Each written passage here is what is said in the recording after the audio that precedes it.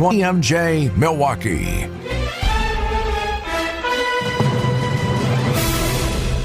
At 6 o'clock, it's 76 degrees. Tonight, mainly clear skies, a low of 64. From the WTMJ Breaking News Center, I'm Jessica Gatso. Family and friends gathering today for the funeral of Devontae Mitchell, the man who died after being pinned down by security guards outside a downtown Milwaukee hotel. Things will work out for me. Family and community members gathering to celebrate Mitchell's life less than 2 weeks after his death outside Milwaukee's Hyatt Regency Hotel. It cannot be swept under the rug. The Reverend Al Sharpton delivering Mitchell's eulogy Thursday. This wasn't a mistake at the job. This was taking somebody's life. The Milwaukee County District Attorney's Office says Mitchell's death is being investigated as a homicide, though no criminal charges have formally been filed. Adam Roberts, WTMJ News. A Milwaukee alderman's effort to ban rifle bump stocks ahead of the RNC fails. Alderman Scott Spiker urged legislation action earlier this month to ban the devices which turn semi-automatic rifles into a machine gun. Deputy City Attorney Robin Peterson determined the measure is not legal or enforceable because statute prohibits municipalities from enacting more stringent restrictions on guns than those in state law. Spiker disagreed with the city attorney's office's analysis, arguing that bump stocks were not technically a part of a gun. The bump stock legislation now heads back to the Public Safety and Health Committee. President Biden appeared today alongside Ukrainian President Volodymyr Zelensky and NATO leaders as part of the NATO summit in Washington. Biden announced that more than 20 countries plus the European Union have signed onto the year-old Ukraine Compact, pledging long-term support for Ukraine's defense and recovery. This compact brings all those countries together in a unified, coordinated, and comprehensive architecture to support Ukraine, not just for now, but for years in the future. Next this evening, President Biden is hosting his first solo news conference since November. That conference scheduled to begin any minute now. Who can go where during the Republican National Convention? Entering the pedestrian restricted zone will require a Secret Service credential and an RNC ticket, but those tickets will come at different levels. The lowest level of perimeter tickets start at white, which will provide access to the Baird Center and Panther Arena. A green ticket will give access to Pfizer Forum's suite level, main, and upper concourse. Finally, the highest level of credentialing comes to gold. A convention attendee with a gold ticket will have access to all levels of Pfizer Forum except backstage. Delegates are likely to start arriving in Milwaukee over the weekend. Jack Grau, WTMJ News. Decision Wisconsin. Clerks across the state will get a better idea of how to handle absentee ballot drop boxes. The Wisconsin Elections Commission is sending a set of best practices for ballot drop boxes to all of the state's local clerks. It's more than 1,800. The guidance details ways to make drop boxes well lit and accessible. It also encourages clerks to empty the boxes before they get full. Clerks also advised to communicate to voters when the last ballot retrieval date will be. The commission unanimously approved the best practices earlier today. They are not mandatory. Eric Bilstead, WTMJ News. Sports, traffic, and weather are next. Sighting Unlimited, WTMJ News Time, 6:04. Traffic is brought to you by James Imaging Systems, your local document imaging partner. Visit jamesimaging.com. The Vollrath Company implemented a DocuWare content management solution from James Imaging Systems. Vollrath Director of Information Systems, John Sharp. They've helped us upgrade from a previous version of our document management to automate our accounts payable processes, to store the invoices, to the three-way match, and really streamline those processes. In addition to a DocuWare content management solution, the key to continued success is the James Imaging Systems Solutions Group. And as an extension of our team, they've got intimate knowledge of why we've done some of the things that we do. And when we run into any issues, they're there to support us. A DocuWare content management solution from the James Imaging Systems Solutions Group. They know exactly where we are in our project cycle so that we've always got continuous improvement. Content management and workflow automation from James Imaging Systems, your local business technology partner. Call 262-781-7700 or visit jamesimaging.com. There's an amazing supper club in Wisconsin Dells, Ish Nala, nestled among the pines and perched above the sandstone bluffs of Mirror Lake. The beauty, the history, the service, the food, the fun. Hi, This is Bob Prosser, owner of Ishnala Supper Club in Wisconsin Dells. I've been a part of Ishnala since 1973, and I am so proud to continue the tradition that began in 1953. Why not enjoy a brandy old-fashioned in one of our bars, each with a spectacular view overlooking Mirror Lake, or just relax before or after dinner on one of our outdoor decks. Our Ishnala chefs have prepared your favorites: 24-ounce ribeye, cold water lobster tails, North Atlantic salmon, and of course, Ishnala's roast duck. Thank you for making Ishnala Wisconsin's favorite supper club, where the only thing we overlook is Mirror Lake. I'm Bob Prosser, and I want to serve you.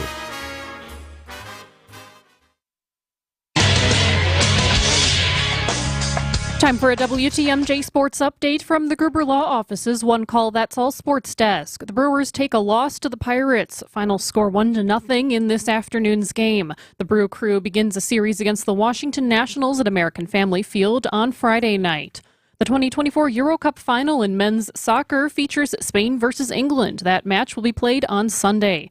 Keegan Bradley will serve as the captain of the U.S. Ryder Cup team for the 2025 event, which will take place at Bethpage State Park in New York. Taking a look at the roads with your WTMJ Johnson & Sons paving time saver traffic. Still seeing some delays in a couple of spots this evening. We've got your typical delays on 43 southbound between about downtown and around Capitol Drive. Also still seeing quite the delays around 894. Looks like to get from the Mitchell to the Hale, that's at least a 3-minute delay. Traffic is sponsored by Annex Wealth Management. It's time to know the difference, and Annex Wealth Management is ready to help with investment, retirement, tax, and estate planning as a fee-only fiduciary partner. AnnexWealth.com. Click the Get Started button. Taking a look at your WTMJ 5-day forecast. Tonight, mainly clear skies, a low of 64. Friday, mostly sunny and warm, a high of 83. On Saturday, mostly sunny, very warm and humid. We've got a chance for thunderstorms later on Saturday, a high of 88.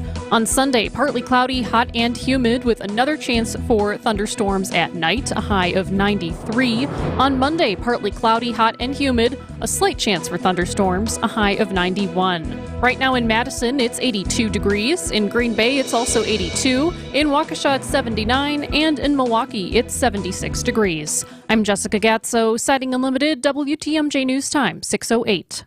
Your need-to-know cultural snapshot of Wisconsin and beyond.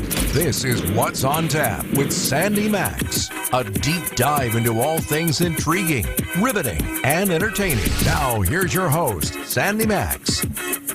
Good evening. And as you know here at the WTMJ Breaking News Center, we are monitoring moments away from President Joe Biden's anticipated press conference that was supposed to begin about 2 hours ago. So when that happens, we will very likely break into What's on Tap.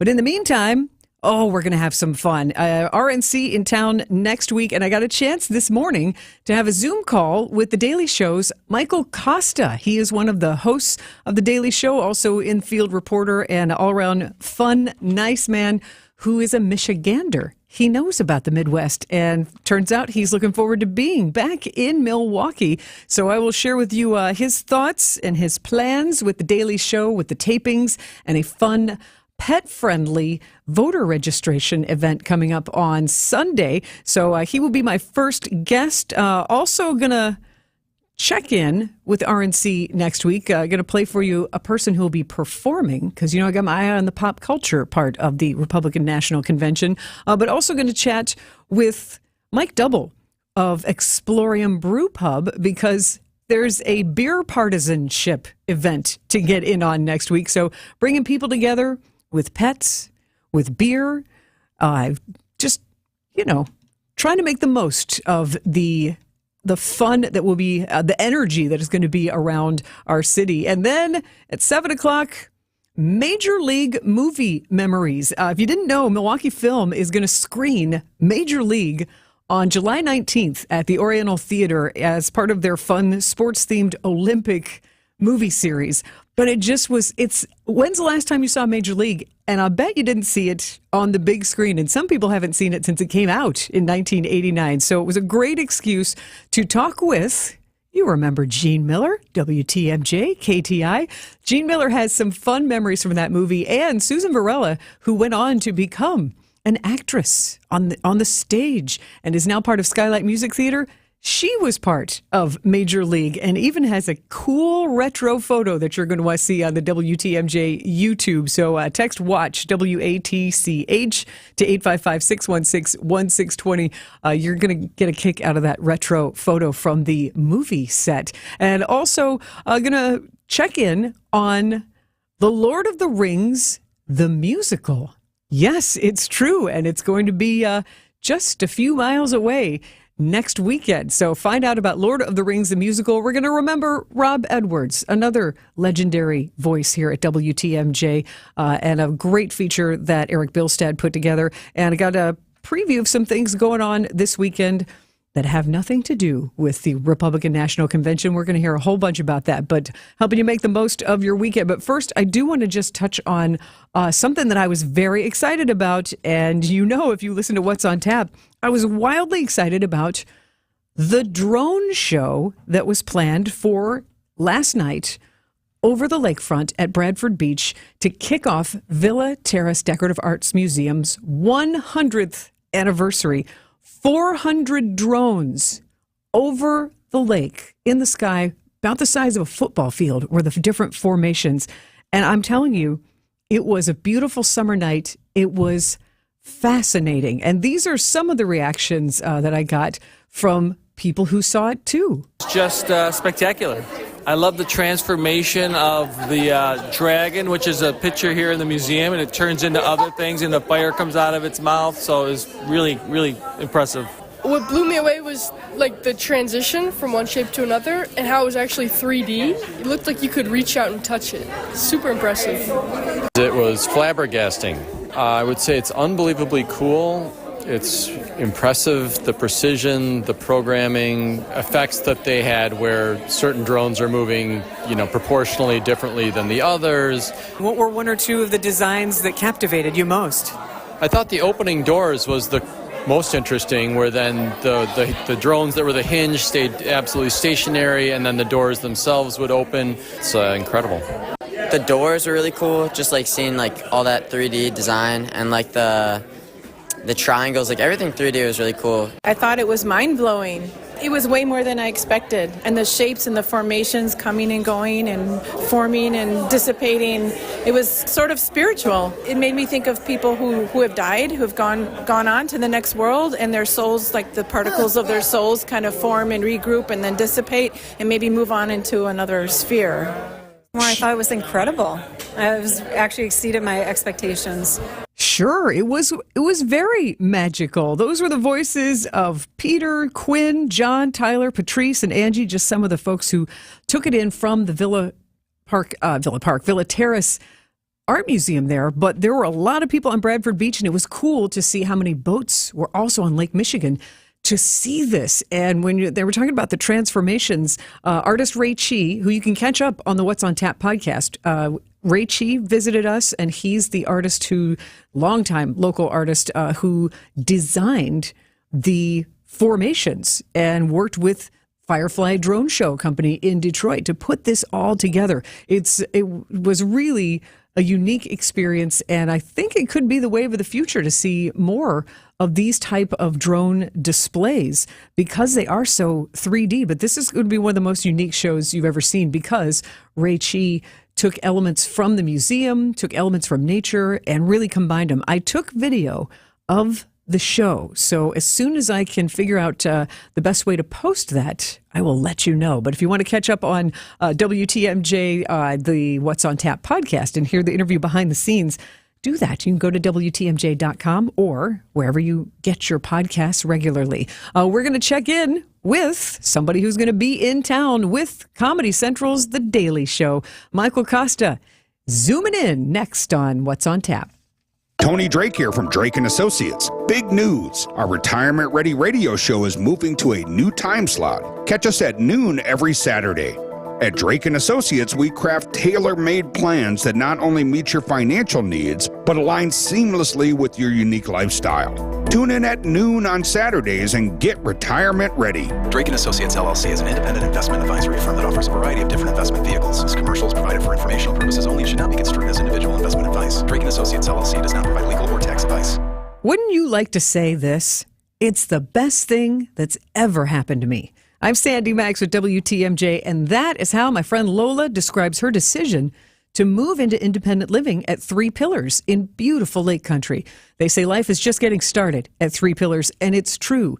In this chapter of your life, in a safe, serene setting on 300 nature-filled acres, activities, whether you like art, theater, gardening, just playing cards, all sorts of fun stuff to do, and amenities galore. What more can you ask for in retirement? And what more could you want for your parents, for your loved ones? Get more info on the incredible opportunities to live at the top-rated senior living community in Wisconsin at their website, threepillars.org. You wake up feeling like you just boxed 12 rounds. Some wake up sweating with sore jaws, headaches, and a lot of our patients complain of brain fog. I'm Dr. Madan Kandula, and these signs, often joined with snoring, are sleep apnea symptoms. And if this sounds like you may have been in a struggle last night between you and this serious disorder.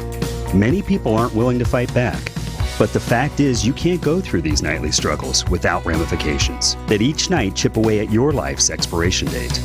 I get it. You don't want to wear a CPAP mask. You may find out you don't need one. We have every effective sleep apnea solution available. And believe me, the mask is the last resort. Solving your breathing triangle problem can lead to better sleep and a better quality of life. Go to adventknows.com to schedule your appointment, because Advent knows when you breathe well, you live better. Results may vary. Hey, WTMJ's John Mercure here for Azura Memory Care and Assisted Living. Their mission is to transform the culture of care. We're all living longer. That means in all of our families, people are facing Alzheimer's, dementia, and other memory-related issues. Azura specializes in caring for those with early to late stage Alzheimer's or other related dementia symptoms. They're Wisconsin-based, 14 in our state, 4 in our area. I've been in their buildings. They're fantastic. It's Azura Memory Care and Assisted Living, empathy and compassion at the core. It's Azura. You're listening to What's on Tap with Sandy Max on WTMJ. It's always exciting when a TV production crew comes to your town, your neighborhood. Well, Comedy Central's The Daily Show is going to be here in Milwaukee for the Republican National Convention. And they're bringing pretty much their entire news team to cover the event, but also have some fun. And one of the coolest things is they're throwing an event on Sunday at Bastille Days called Indogcision. Kind of a play on indecision, but it's a very fun event to bring people together of all walks of life to not only register to vote, but also adopt dogs. And to find out more, I got the opportunity this morning to Zoom with The Daily Show's Michael Costa. And when I Zoomed with him, you know who was in his lap?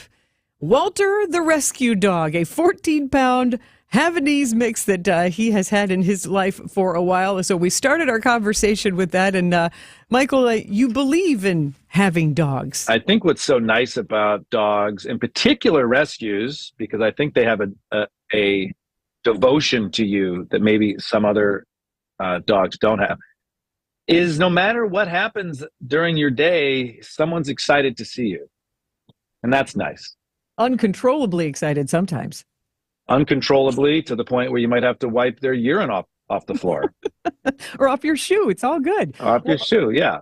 Well, normally, Michael, I would say we're not here to talk about dogs, but we are. We're talking about dogs. We are here to talk about dogs. Yeah. And voter registration and the fact that you're bringing the whole circus, the whole Daily Show to Milwaukee for the Republican National Convention. So we're excited to welcome you. We'll talk about the tapings and your role, but I want to talk about dogs and how this great combination, it's called Indogcision. You can make the decision to register to vote, and you can make the decision to maybe adopt a new pet at this event on Sunday. It's at Cathedral Square Park. And put on your beret, Michael, because if you stop by Indogcision, it's Bastille Days as well. I know, and I am confused as to how many different festivals and cultures Milwaukee embraces and celebrates. I think it's great, but I wasn't necessarily envisioning a Bastille Day tying in with us. You know, one thing to consider about the in-dog decision, you can register to vote, you can adopt a dog, and if you adopt a dog, this is very important, Sandy, that dog at this event will become an official Daily Show dog. And what that means is that dog forever will get the support of the Daily Show, will get Daily Show. If you follow Daily Show dogs on Instagram, it's going to be an official dog. It should also be noted, this is a nonpartisan event. Head count who registers you to vote, they're not pushing you to vote either way. This is a nonpartisan event where you register to vote. You can adopt a dog. You can also just show up with your dog and hang out. That's what happened in New York. A lot of people showed up with their dog to hang out, to get some Daily Show swag, to hang out with some of the news team. I'm going to be there. So it's just a fun event in all the chaos of politics and all the chaos of your life. Come watch these little furry guys smell each other's butts. And maybe give one a forever home and then have the cachet of being the Daily Show dog. Yes. Get an Instagram. I love that you mentioned that it is nonpartisan, because if you're hearing any message during this campaign cycle, it is vote, vote, vote, vote, vote, vote, because it's so. You got to vote, and selfishly, you got to vote because then you're allowed to complain. People do that anyway. They don't. Yeah, people do that anyway. I just had a wonderful guest, Sebastian Younger, a journalist, on our show, and he said something that resonated with me, which was every American has three responsibilities. It's to register to vote, it's to serve jury duty, and then the last one, which I love, was said donate blood, because it helps people. Absolutely. When you donate blood, you save up to 3 lives. Jury duty, I always say when people say, well, I got out of it, I'm not so stupid to do that. Yeah. Wouldn't you like to think, if you're in that position, that the jury of your peers aren't, quote, the people too stupid to get out of it? No, you'd like to think they're citizens just like you. Yeah, and also 270 years ago, a bunch of men got on their horse, left their families to fight for and negotiate our right in the Constitution to serve as each other's peers in a jury. Anyways, adopt a dog. Intelligence on display, constitutionally and compassionately. He is Michael Costa from Comedy Central's The Daily Show. You can meet him Sunday afternoon at the In-Dog Cision event. And next, from this morning's Zoom Together, which we will post on our WTMJ YouTube channel tomorrow, because you do need to see his dog Walter in his lap. But we'll hear what The Daily Show has planned for TV show tapings in Milwaukee next week, and find out Michael's opinion of the comedy film Major League, next on What's on Tap. Stay and play in Lake Geneva, the Midwest's premier golf destination. With 10 challenging courses for all abilities and skill levels, breathtaking views, crystal clear lakes, and rolling fairways. Enjoy an all-inclusive golf getaway with luxurious lodging, distinctive dining, and a relaxing spa. Plan a group golf outing, a corporate event, or a weekend getaway with friends or family. For course information and more, go to visitlakegeneva.com. Lake Geneva. It's always been the place for legendary golf. Hey, this is Steve Scaffidi for Heiser Automotive. I love talking about Heiser. You know that. 5 years driving their great vehicles. Last week was moving week. I dropped off the 2023 Ford Explorer XLT, picked up a 2023 Chevy Equinox. A couple things going on here. One, I love the Chevy Equinox. Great vehicle. A little smaller than the Explorer, but still plenty of room. Kathy and I are going to buy a Chevy Equinox in the summer this year, so we want to see all the features and all the cool stuff. They're loaded. Great gas mileage, all kinds of cool trim levels, a lot of safety features, including the rear vision camera, which we remarked on how clear that picture was. Lane keep assist, all kinds of technology. You get that with Chevy, and all the great models and experiences you find at Heiser Automotive. You can find all of their great cars online at Heiser.com, all the great programs, including Safe and Sound, Roadside Assistance for Life. That's why they say every day at Heiser, and you know this to be true, and I know it from working with them, every day. Today's your day. Don't let a cold, sinus infection, or allergies ruin your day. Breathe easier, sleep better, and feel healthier with Navage. Visit Navage.com, Walmart, Walgreens, CVS, or a store near you. This is What's on Tap with Sandy Max. Comedy Central's The Daily Show will be in town next week filming episodes at the Marcus Performing Arts Center, and one of the news team, Michael Costa, was nice enough to Zoom with me this morning. Midwestern fella that I got to get to know a little bit more. And so, Michael, you will be busy covering the RNC in Milwaukee. What will be your role? Well, we are the only late night show at the convention. We're on the convention floor. We are broadcasting a show Monday, Tuesday, Wednesday. Thursday is live with Jon Stewart. It is a Daily Show tradition. It is a rite of passage for the Daily, as a Daily Show member, to be at the convention. So I will be shooting a field piece in Milwaukee, which I'm shooting Sunday. I will be on the stage performing with the hosts. Anything and everything that will support the show. And, what's cool about, I'm a Midwest guy. I'm a Michigander. It's not every day that big showbiz comes into town. And I think it's probably better that it's not every day, but it's really fun, and we're excited to be there and to pick up and draft off the energy of something like a convention.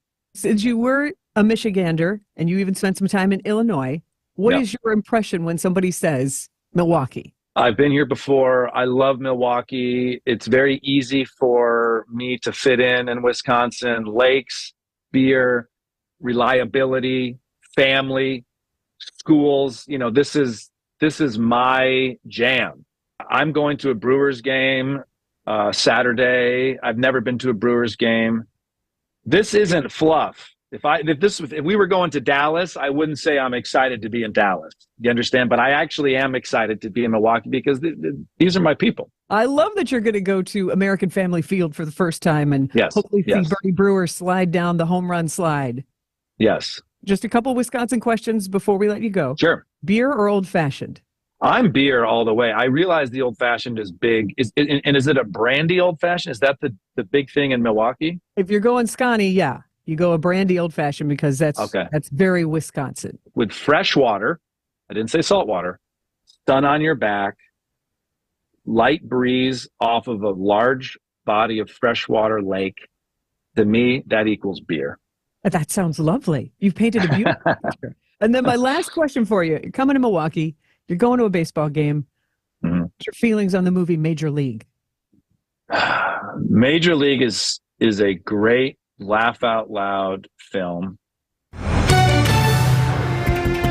We go now live to President Biden and his press conference in progress. Sending that message is the best way to deter aggression and prevent wars in the first place. For those who thought NATO's time had passed, they got a rude awakening when Putin invaded Ukraine. Some of the oldest and deepest fears in Europe roared back to life because once again, a murderous madman was on the march. But this time, no one cowered in appeasement, especially the United States. We collected intelligence that Russia was planning to invade Ukraine months before the invasion. I directed the intelligence community to be a significant amount of intelligence be declassified so I could start building an international coalition to oppose the invasion. Then in February, some of you remember, I warned the world that the invasion was imminent. I rallied a coalition of 50 nations from Europe to Asia to help Ukraine defend itself. Many foreign policy experts thought as Putin amassed Russian forces just 100 miles north of Kyiv, the capital of Ukraine, but Putin thought it was the mother home of Russia. The capital would fall in less than a week. But the Ukrainian people, backed by a coalition to help build, stopped them. Today, Kyiv still stands, and NATO stands stronger than it has ever been. During the week of this summit, several heads of states made it a point in their statements to thank the United States and to thank me personally for all that NATO has achieved. NATO is not only stronger, NATO is bigger because we led the charge to bring in Finland and Sweden into the alliance. And it makes a gigantic difference. Excuse me. Meanwhile, my predecessor has made it clear he has no commitment to NATO. He's made it clear that he would feel no obligation to honor Article 5. He's already told Putin, and I quote, "Do whatever the hell you want." In fact, the day after Putin invaded Ukraine, here's what he said. It was genius. It was wonderful. Some of you forgot that, but that's exactly what he said. But I made it clear a strong NATO is essential to American security. And I believe the obligation of Article 5 is sacred. And I would remind all Americans, Article 5 is invoked only once in NATO's long history, and that was to defend America after 9/11. I made it clear that I will not bow down to Putin. I will not walk away from Ukraine. I will keep NATO strong. That's exactly what we did, and exactly what we'll continue to do. Now, the future of American policy is up to the American people.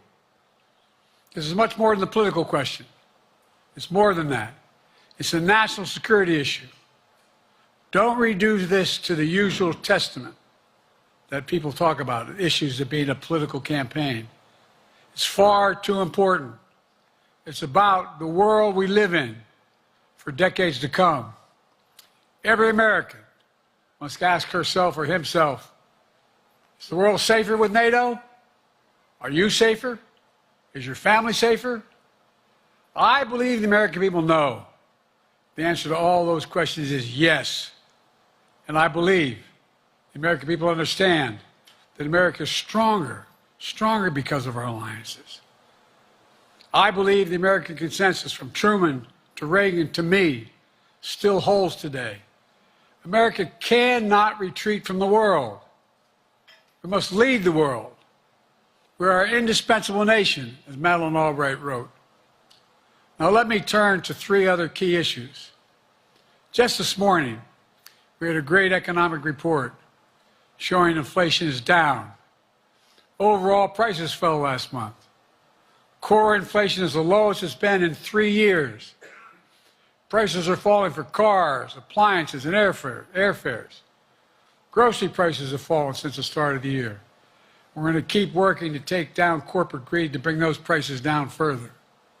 Meanwhile, Trump's calling for a 10% tariff on everything Americans buy, including food from overseas, vegetables, and other necessities. And economists tell us that that would cost the average American working family another $2,500 a year. It's a tax of $2,500 a year. Second, our efforts to secure the border, southern border, is working. After Trump killed the bipartisan effort to secure the border, Republicans and Democrats had worked on, because he thought it would benefit me and make him a loser, Republicans walked away. So I took executive action last month. As a consequence, working with Mexico, border encounters have gone down over 50%. The current level is lower today than when Trump left office. Third, for months, the United States has been working to secure a ceasefire in Gaza, to bring the hostages home, to create a path for peace and stability in the Middle East. 6 weeks ago, I laid out a detailed plan in writing. It was endorsed by the UN Security Council, the G7. That framework is now agreed on by both Israel and Hamas. So I sent my team to the region to hammer out the details. These are difficult, complex issues. There's still gaps to close, but we're making progress. The trend is positive, and I'm determined to get this deal done and bring an end to this war, which should end now. Let me conclude where I began. We're the United States of America. We are the indispensable nation. Our leadership matters. Our partnerships matter. This moment matters.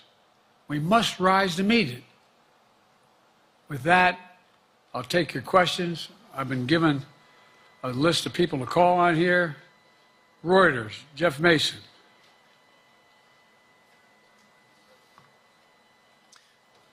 Mr. President, your political future has hung over the NATO summit a little bit this week. Speaker Pelosi made a point of suggesting that your decision on whether to stay in the race was still open. George Clooney and a handful of lawmakers have called on you to step aside. Reuters is reporting tonight that UAW leadership is concerned about your ability to win. UAW just endorsed me, but go ahead. Thank you. My question for you is, how are you incorporating these developments into your decision to stay? And separately, what concerns do you have about Vice President Harris's ability to beat Donald Trump if she were at the top of the ticket? Look, I wouldn't have picked Vice President Trump to be vice president, but I think she was not qualified to be president. So let's start there. Number one.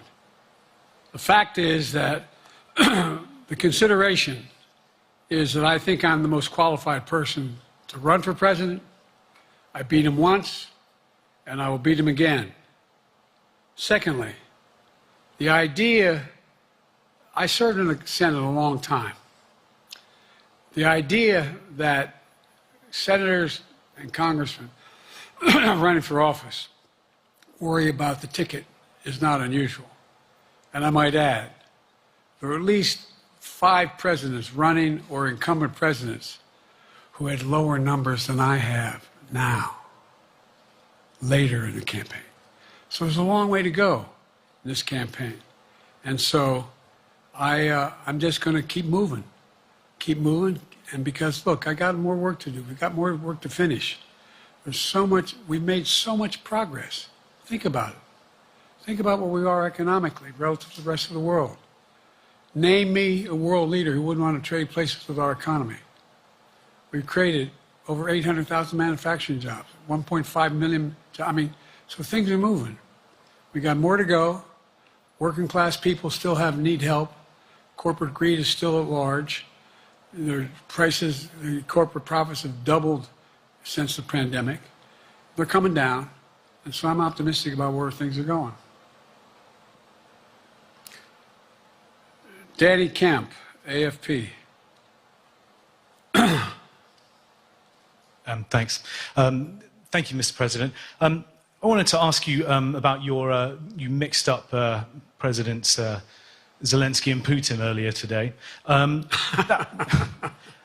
you now have sort of your key allies, including the British Prime Minister, the President of France, and the German Chancellor having to step in and make excuses for you on that. Officials here are saying off the record that your decline has become noticeable. Hasn't this now, frankly, become damaging for America's standing in the world? Thank you. Did you see any damage to our standing in my leading this conference? Have you seen a more successful conference? What do you think? And the Putin piece, I was talking about Putin, and I said, and now, at the very end, I said, here, I mean, Putin. I said, no, I'm sorry, Zelensky. And then I added 5 other names. Look, guys, the idea anybody suggests that we haven't had an incredibly successful conference. How many times did you hear in that conference, I know it sounds too self-serving, but other leaders, heads of state, in thanking me, saying the reason we're together is because of Biden, because Biden did the following. Look, folks, this is well, anyway, I thought it was the most successful conference I've attended in a long time, and find me a world leader who didn't think it was. Next one, Nancy Cordes, CBS. Thank you, Mr. President. You mentioned other instances in history where presidents have faced a challenge, but what makes this moment in history so unique is that it is not your enemies who are calling on you to reconsider your decision to stay in the race. It's your friends, supporters, people who think you've done a great job over the past 4 years. Have you spent time thinking about what it would mean for your legacy, which you've worked decades to build, if you stay in the race, despite the concerns that voters say they have, and you lose to someone who you yourself have argued is unfit to return to the Oval Office? Well, look, I'm not in this for my legacy. I'm in this to complete the job I started. As you recall, understandably, many of you and many economists thought my initial initiatives that I put forward, can't do that, it's going to cause inflation, things are going to skyrocket, the debt's going to go up. What are you hearing now from mainstream economists? 16 economic Nobel laureates said I've done a hell of a job. That under my plan so far and what's going to happen in the future if I'm reelected, that things are going to get much better. Our economy is growing. I was determined when I got elected to stop the trickle-down economic theory, that if the wealthy did very well, everybody else would do well. My dad was a well-read, decent guy. I don't remember much trickling down on his kitchen table. Middle-class people and working-class people need help. And so what happened is I decided to was able to implement as president what I believed when I was a senator. And that is that the way to build this economy is from the middle out and the bottom up. That way we grow the economy. And the wealthy still do very well. They do fine. And guess what?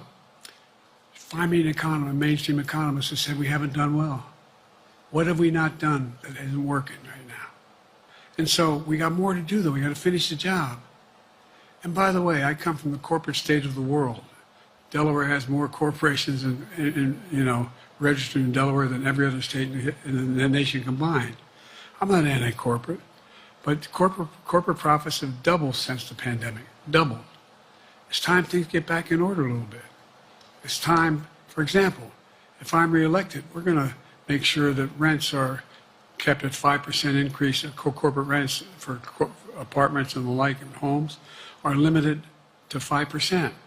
We're going to make a lot of changes that I've been talking about because we're going to continue to grow this economy. And by the way, remember how I got so roundly criticized for being so pro-union, not labor, union. Well, guess what? I've been the most pro-union labor president in history. Not a joke. And guess what? We had the Treasury Department do a study. When unions do better, everybody does better. Everybody does better. And we talk about how, for example, remember when we talked about getting the computer chip industry back in the United States? Used to be 40% of the industry. We invented the chip. 40% of the industry was in the United States.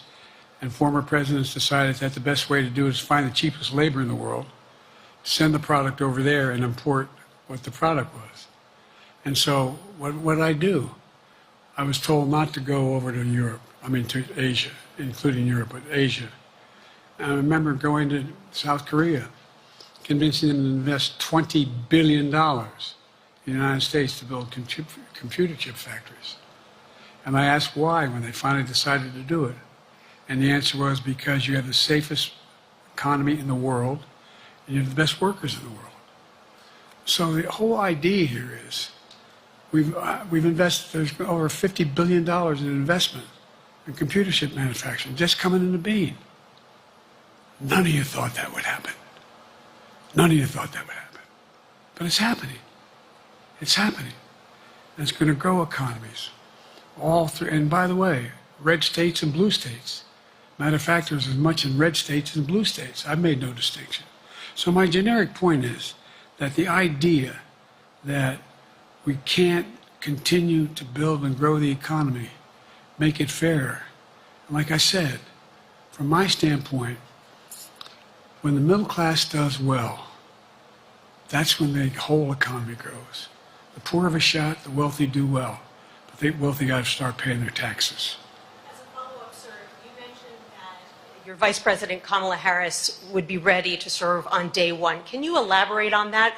What is it about her attributes and her accomplishments over the last 4 years that make her ready to serve on day one if necessary?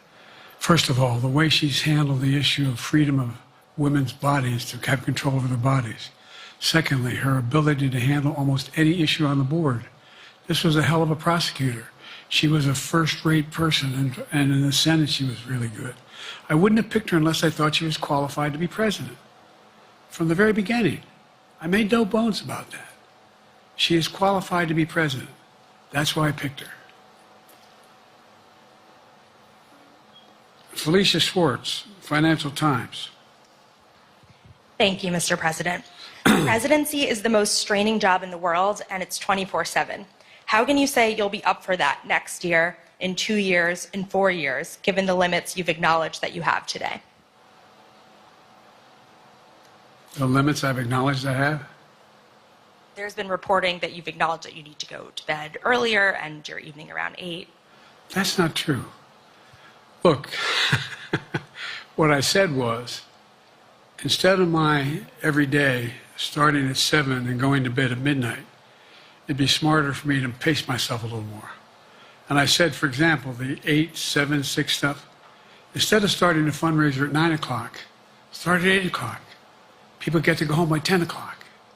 That's what I'm talking about. I'm not talking about, and if you looked at my schedule since I made that stupid mistake in the campaign, in the debate, I mean, my schedule has been full bore. I've done, where's Trump been? Riding around in his golf cart, filling out his scorecard before he hits the ball? I mean, look, he's done virtually nothing. And I have, I don't know how many, don't hold me to it, roughly 20 major events. Some of them with thousands of people showing up. And so I just think it's better. I always have an inclination, whether I was playing sports or doing politics, just to keep going, not stop. I just got to just pace myself a little more. Pace myself.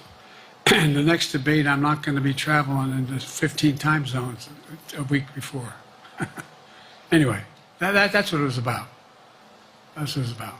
And by the way, even with that, I love my staff, but they add things all the time. At the very end, I'm catching hell from my wife for that. Anyway, I'm sorry. Zeke Miller, Associated Press. Thank you, Mr. President. 2 questions for you. First, on the NATO summit, President Zelensky, in your meeting with him, he pressed you to lift your limitations on the Ukrainian use of American weapons, saying that, in his public remarks afterwards, saying that Ukraine cannot win the war unless those limitations are lifted. Are you reconsidering your position on that?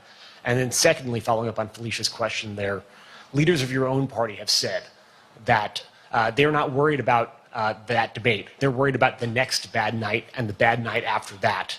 How can you reassure the American people that you are up to the task and that there won't be more bad nights at a debate stage or somewhere else?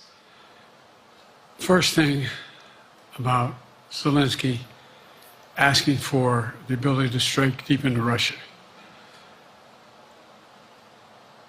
We've allowed Zelensky to use American weapons in the near term, in the near or abroad, into Russia.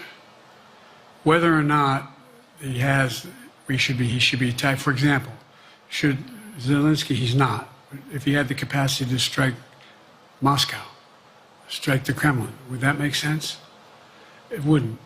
The question is, what's the best use of the weaponry he has, and the weaponry we're getting to him? I've gotten a more long-range capacity, as well as defensive capacity. And so our military is where I'm following the advice of my commander-in-chief, the chief of staff of the military, as well as the Secretary of Defense and our intelligence people. And we're making a day-to-day basis on what they should and shouldn't go, how far they should go in. That's a logical thing to do. Second question related to bad nights, sir. How can you reassure the American people that you won't have more bad nights, whether they be on a debate stage or on some matter of foreign policy? Well, I tell you what, the best way to assure them is the way I assure myself. And that is, am I getting the job done? Am I getting the job done? Can you name me somebody who's got more major piece of legislation passed in 3.5 years? I created 2,000 jobs just last week. So if I slow down, I can't get the job done. That's a sign that I shouldn't be doing it. But there's no indication of that yet. None. Who I got here?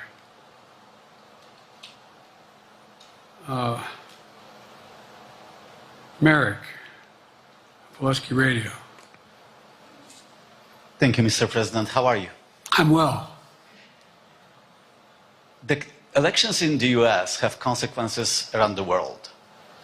You have pretty high standing in Europe. I just asked President Macron about you, and he said we are happy to have him as the President of the United States. But there is a concern. Many people in Poland and across Europe are worried that the former president may win the election.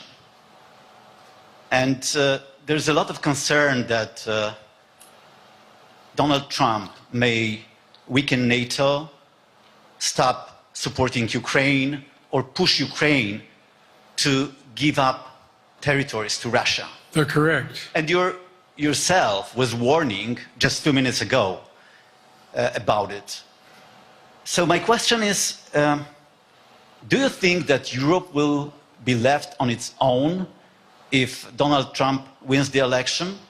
And what's your advice to European leaders to prepare for possible US disengagement? Well, look, I think, how can I say this without sounding too self-serving? I've not had any of my European allies come up to me and say, Joe, don't run. What I hear them say is, you've got to win. You can't let this guy come forward. He'd be a disaster. He'd be a disaster. I mean, I think he said in one of his rallies, don't hold me to this, recently, where NATO, I just learned about NATO, or something to that effect. Foreign policy has never been his strong point. And he seems to have an affinity to people who are authoritarian. That worries, as I tell you from Poland, that worries Europe. That worries Poland. And nobody, including the people of Poland, think that if he wins in Ukraine, he's going to stop in Ukraine, that that's going to be the end of it. And so what I can say is, I think I'm the best qualified person to do the job, to make sure that Ukraine does not fall, that Ukraine succeeds, that the European alliance stays strong. You may recall, no one was talking about Finland joining NATO. I remember talking to Putin right after we got elected in Geneva, and he was talking about what we should do. We couldn't be in Eastern Europe, etc. And I said, you're looking for the Finlandization of Ukraine, as you're going to get the NATOization of Finland. And about 4 weeks later, I got a call. No, that's not true. Probably 5 months later, from the president of Finland, could he come and see me? In my office. I invited him to the Oval Office. We sat down and talked. He said he wanted to join NATO. Could I help? And I did. It wasn't automatic. And then I got a call from the Swedes. I beg your pardon?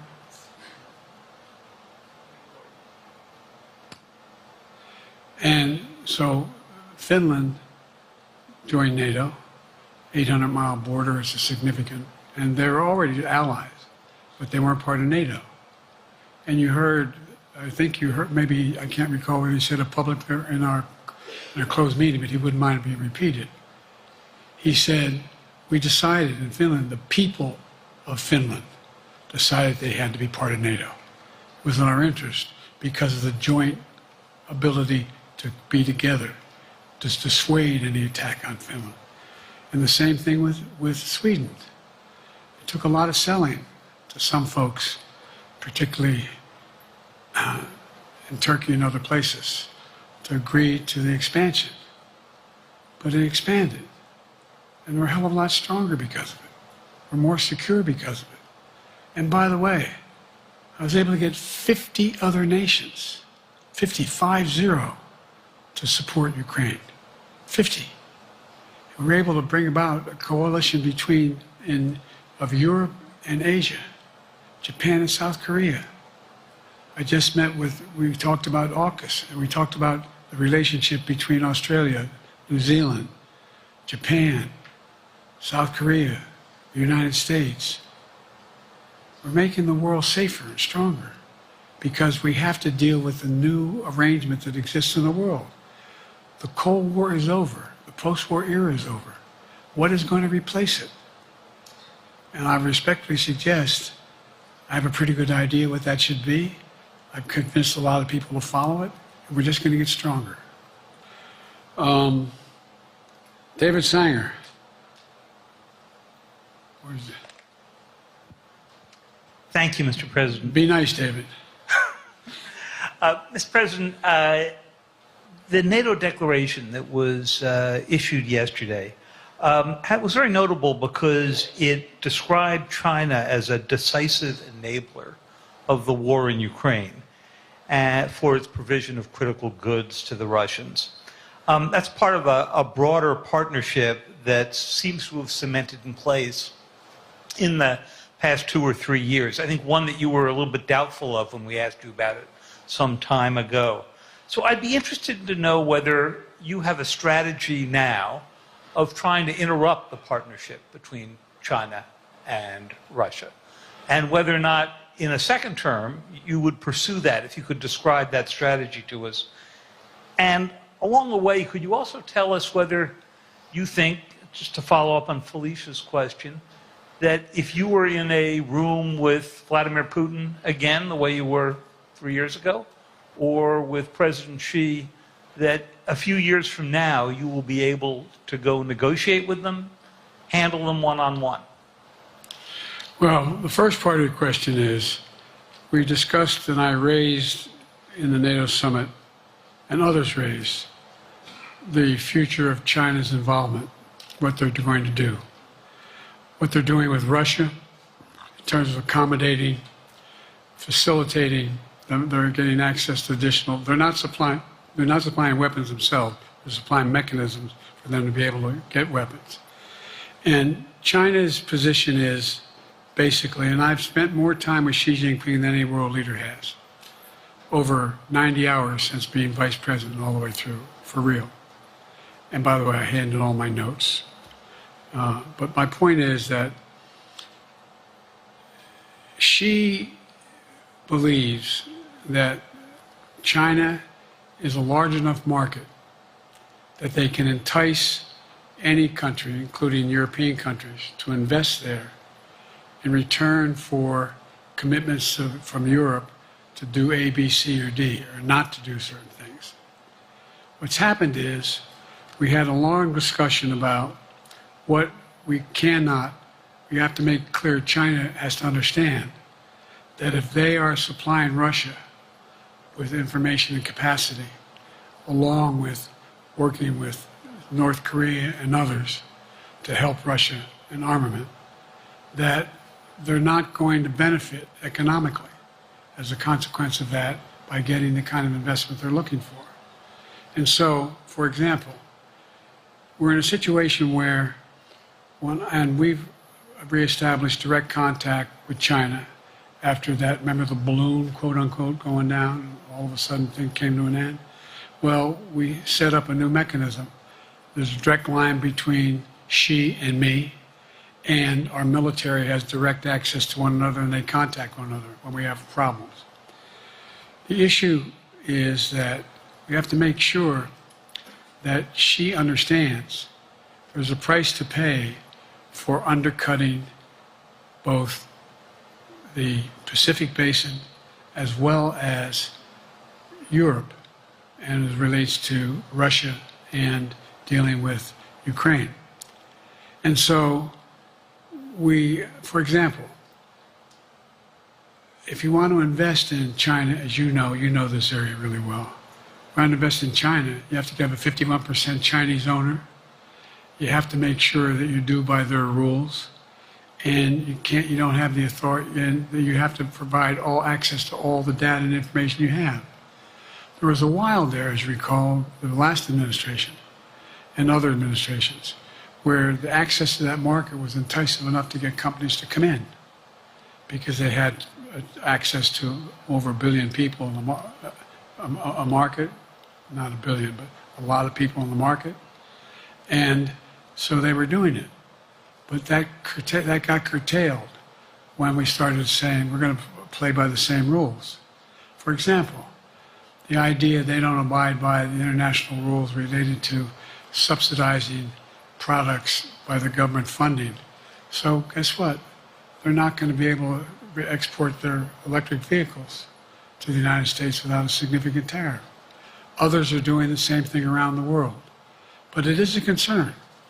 It is a concern that you have both China, North Korea, Russia, Iran, countries that are not necessarily coordinated in the past, looking to figure out how they can have impact. Interrupt that impact? Yes, I do, but I'm not prepared to talk about the detail of it in public. And I think you'll see that some of our European friends are going to be curtailing their investment in Russia. In China, as long as China continues to have this indirect help to Russia in terms of being able to help their economy as well as help them in, as a consequence of that, their ability to fight in Ukraine. The other thing that we talked a lot about is that, and I raised it, and I didn't hear any. I can't swear that everyone agreed because not everyone got to talk about it. But we need a new industrial policy in the West. For example, we talked about how both the EU as well as NATO has to be able to begin to build their own munition capacity, has to be able to generate their own capacity to provide for weapons and the ability to. It came as a surprise to some of us how we had fallen behind in the West in terms of the ability to construct new material, new weaponry, new everything from vehicles to weapon systems. And so one of the things that came out of this was we're going to be meeting again with a number of my colleagues, my European colleagues, is what do we do to increase the capacity of the West, particularly in Europe and Japan, to be able to generate kind of ability to produce their own weapon systems. Not just for themselves, but to be able to generate that. It's the same, it's what Russia's trying to figure out. That they went to China and they didn't get the weapons, but then they went to North Korea. But we're going to be in a position where the West is going to become the industrial base for it to be able to build the ability to have all the defensive weapons that we need. That was a discussion as well. President, I'm not sure you answered on whether you would be ready to go deal with Putin and Xi 2 or 3 years from now. I'm ready to deal with them now and 3 years from now. Look,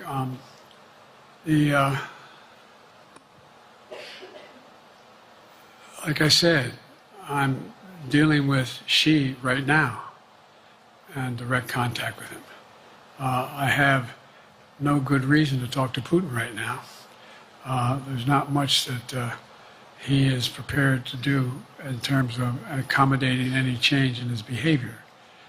But there isn't any world leader I'm not prepared to deal with.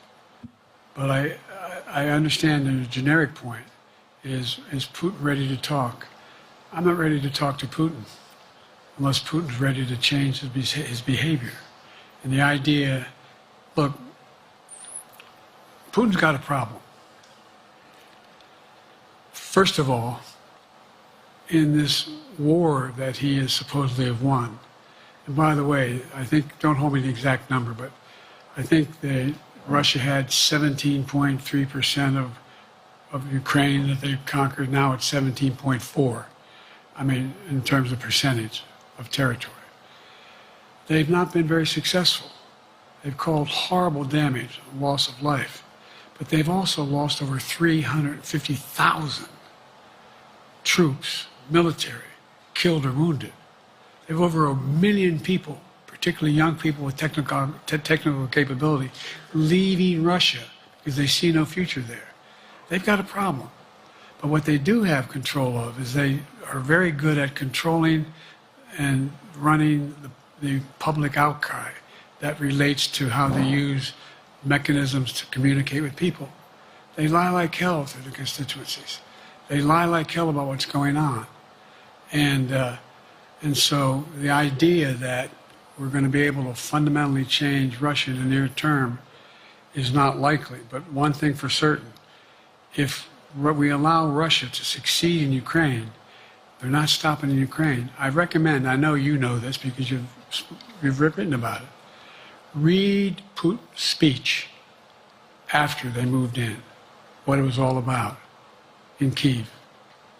It wasn't about just, anyway, read what his objective is. And anyway, but so I think that I'm prepared to talk to any leader who wants to talk, including if Putin called me and wanted to talk. Last time I talked to Putin was trying to get him to work on an arms control agreement related to nuclear weapons in space. That didn't go very far. So my point is, I'm prepared to talk to anybody, but I don't see any inclination. There is an inclination on the part of the Chinese to keep in contact with me, because they're not sure where this all goes. And look what's happened in Asia. We have strengthened the Asian Pacific area more than anyone else has.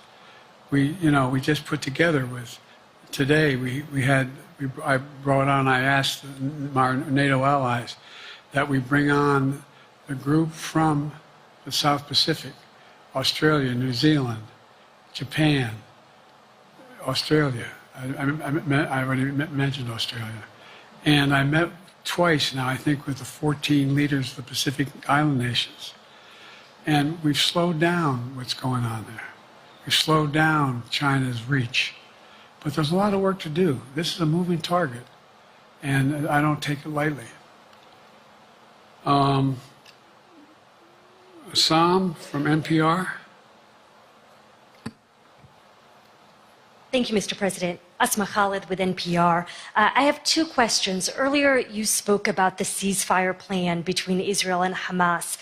We're now looking at 10 months of war, and I'm curious if there's anything that you feel personally you wish you would have done differently over the course of the war. And then secondly, if I may, I wanted to ask you about your presidential campaign. I remember covering your campaign in 2020, and there was a moment where you referred to yourself as a, quote, bridge candidacy, a transition to a younger generation of leaders. I want to understand what changed.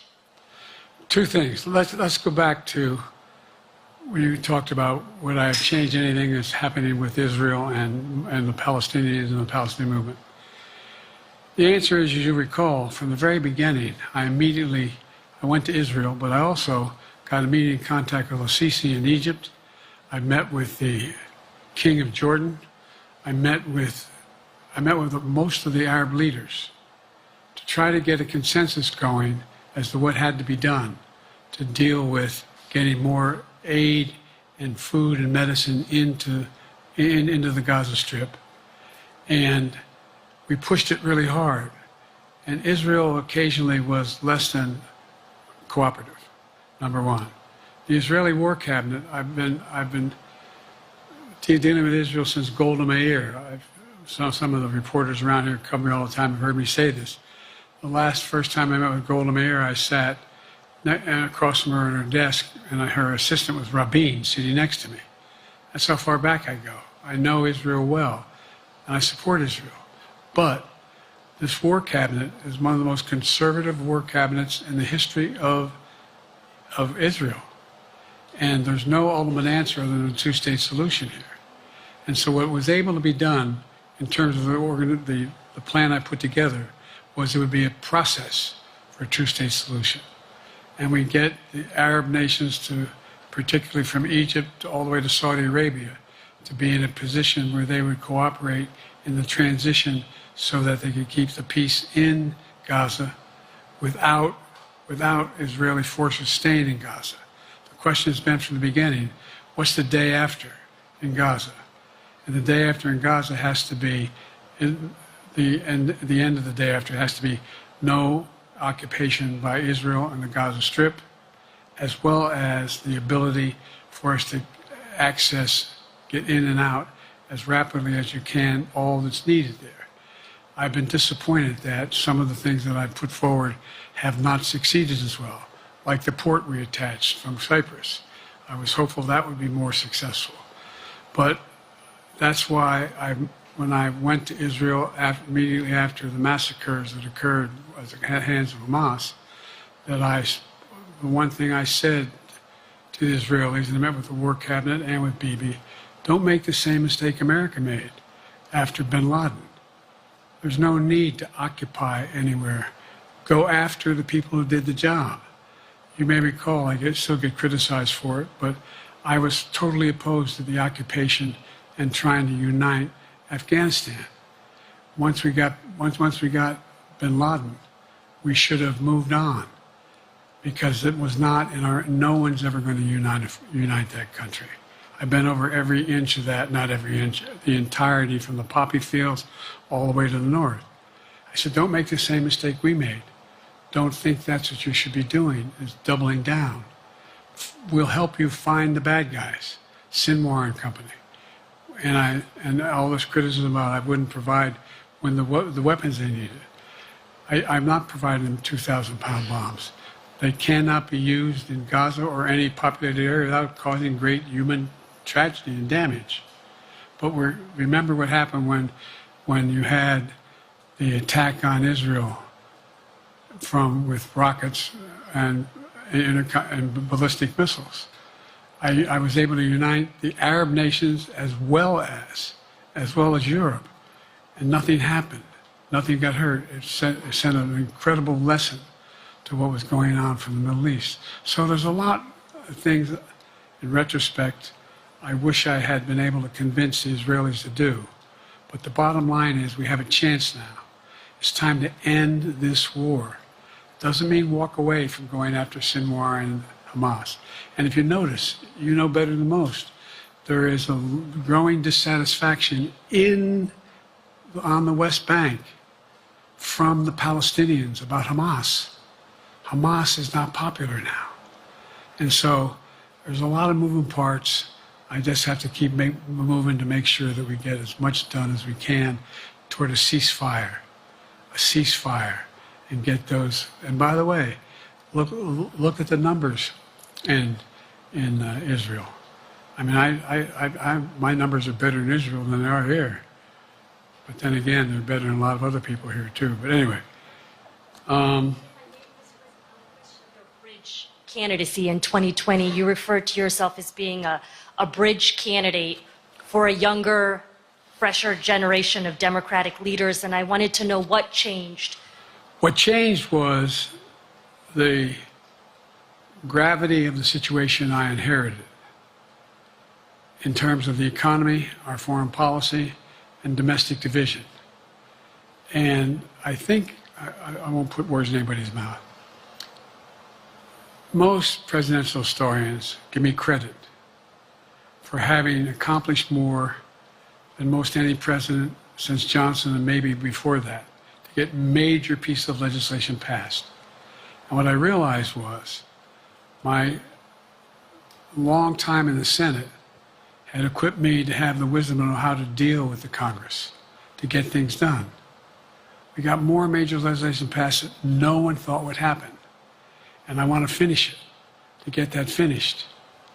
If tomorrow, if we had a circumstance where there was a lineup and I hadn't inherited what I did and we just moved things along, anyway, it's going to change. Last question. Haley Bull, Scripps. Or no, Josh Weingrove, I'm sorry, was the next one. I'll do two more questions. Thank you, Mr. President. Many of your colleagues, Democrats on the Hill, are watching tonight as they assess what they want to say about your candidacy. I'm wondering how you're thinking of this right now. It seems like your answer is clear, but they're watching how things go tonight, tomorrow in Michigan, next week in Texas and Nevada. Are you thinking that way about whether how the next week or two goes would inform your... Am I using that way, you say? Are you thinking that way about how the next 2 weeks go? Will that affect your decision, or are you fully determined on running in November as the party's nominee? I'm determined on running, but I think it's important that I allay fears by let them see me out there. Let me see them out. You know, for the longest time it was, you know, Biden's not prepared to sit with us unscripted. Biden's not prepared to, you know, anyway. And so what I'm doing is, and I've been doing, I think we've done over 20 major events from Wisconsin to North Carolina to, anyway, to demonstrate that I'm going out in the areas where we think we can win, where we can persuade people to move our way, or people are already there. And here, look, the other thing is, we have the most extensive campaign organization of anybody's had in a long, long time. We have well over 1,000 volunteers knocking on doors, making phone calls, making tens of thousands of phone calls. We have headquarters, I forget exactly how many, I want to cite a number and then find out I'm off, but we have scores of headquarters in all the toss-up states. We're organized, we're moving, and that's awful hard to replace in the near term. And so, and here's the other thing. I was in the Senate a long time. Very proud of what I've done in the Senate. I was chairman of the Foreign Relations Committee for a long time, and I was chairman or ranking member and chairman of the Judiciary Committee. I'm going to be going down to the Johnson Library.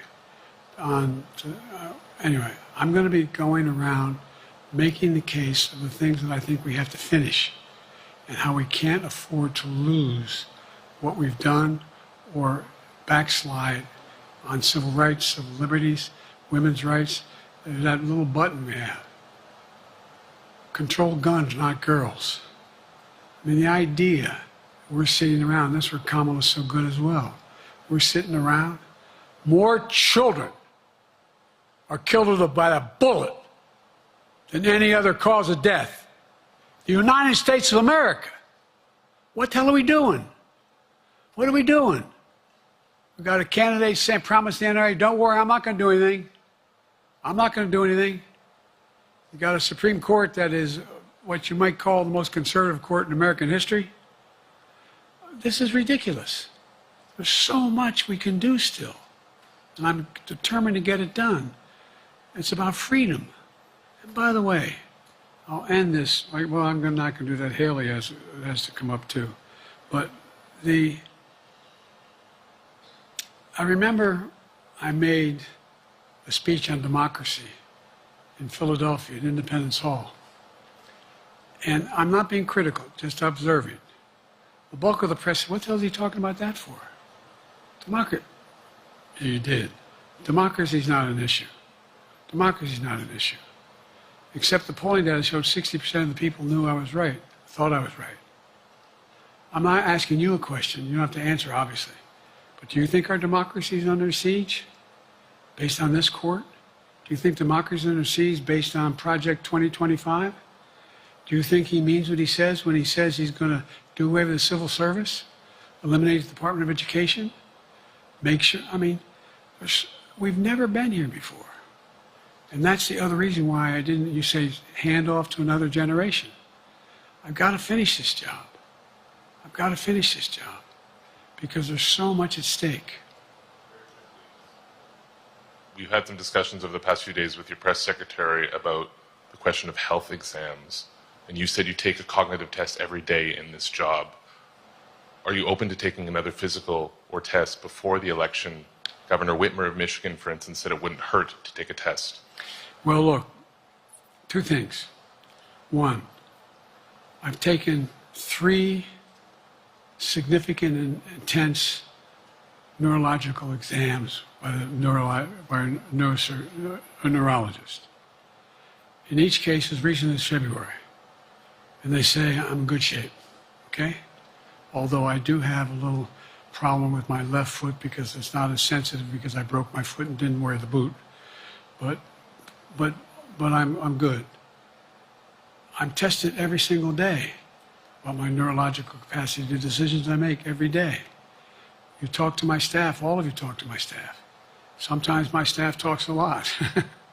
But the fact of the matter is, I don't think you have them telling you that all the major ideas we've undertaken haven't been in part initiated by me. I remember when the staff, I said, I'm going to go to South Korea, we're going to get the chip. What are you doing?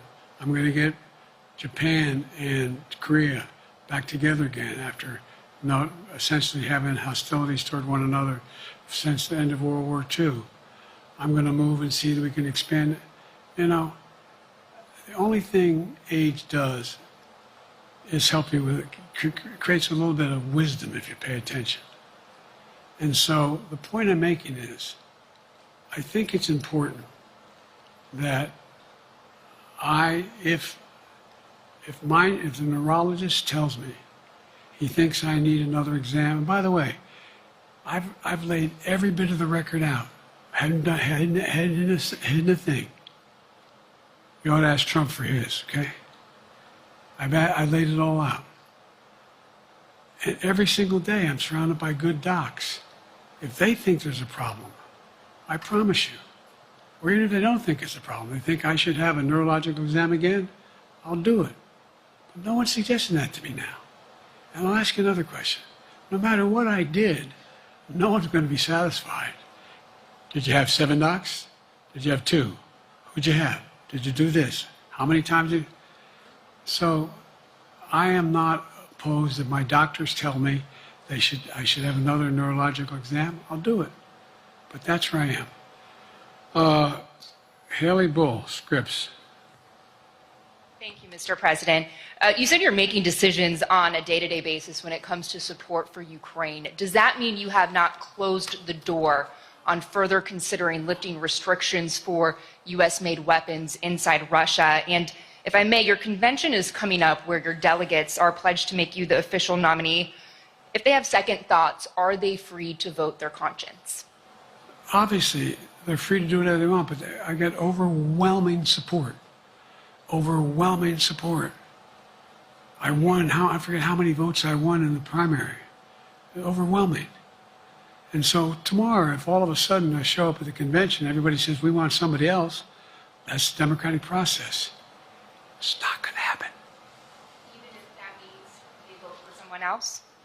Sure. Look, I'll end this with this. I served in the Senate a long time. I understand the impetus of candidates running for local office and whether they think the topic can help them or not. In my state of Delaware, which was a very, at least it was a red state when I started, in terms of where you now talk red and blue. I don't recall most of the Democratic presidents winning my state when I was a candidate. The truth of the matter is I understand the self-interest of every candidate. If they think that, running with Biden at the top is going to hurt them, then they're going to run away. I get it. But so far, go and look at the polling data in their states.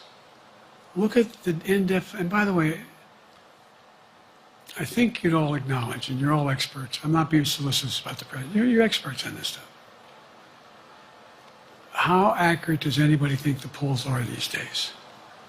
I can give you a series of polls where you have likely voters, me versus Trump, where I win all the time. When the unlikely voters vote, he wins sometimes.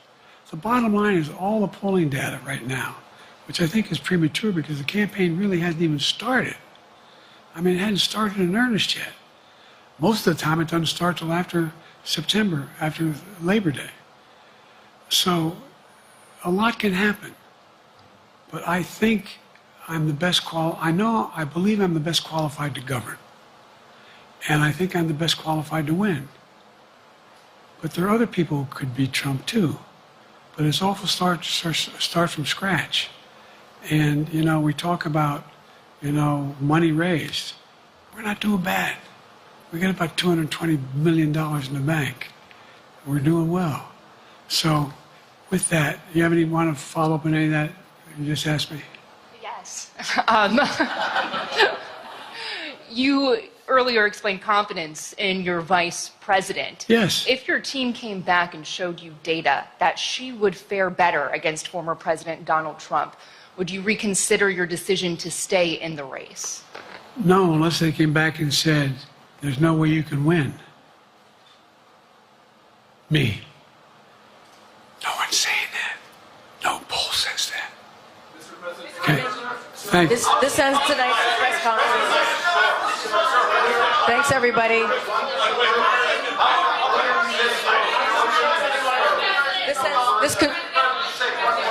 This concludes. Respectfully, earlier you misspoke in your opening answer. You referred to Vice President Harris as Vice President Trump. Right now, Donald Trump is using that to mock your age and your memory. How do you combat that criticism from tonight? Listen to him. This concludes tonight's press conference. Thank you, everybody. Thanks, everyone.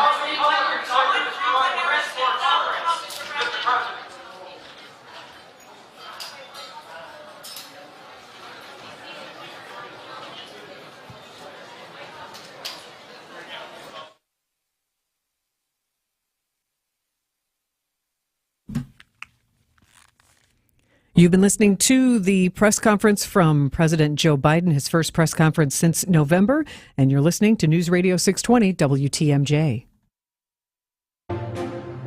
Throughout history, some people have been born into greatness because of their name or family. Others gained greatness because of their actions. On Wisconsin's Morning News, we celebrate everyday heroes, the John or Jane Doe who had no idea when they woke up one morning they'd be saving a life. Everyday Heroes, Thursday at 6:40 on Wisconsin's Morning News. Presented by Azura Memory Care and Assisted Living, transforming the culture of care. Emergency service 24/7. Quality Heating has 25 trucks ready to work around the clock to get out there quickly to solve your heating or AC problem.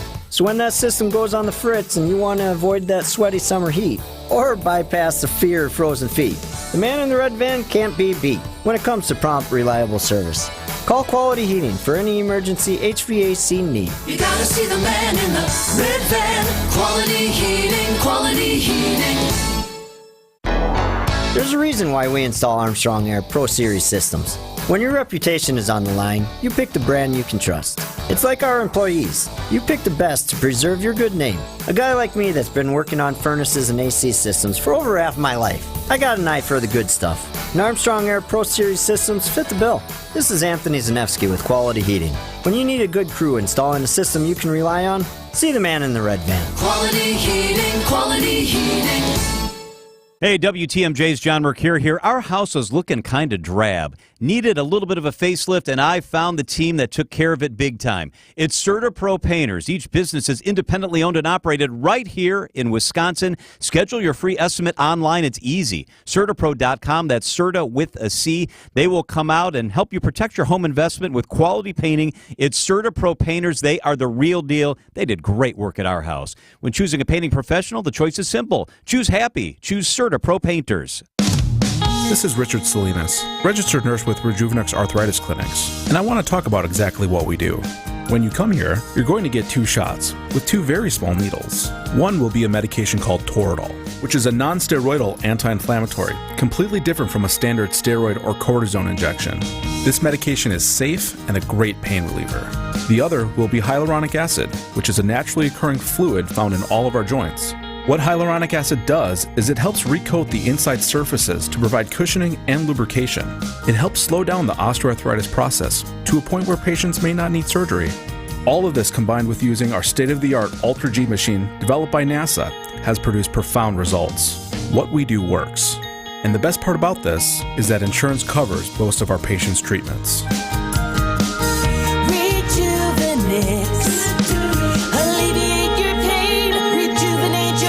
Go to Rejuvenex.com to request your free pain evaluation.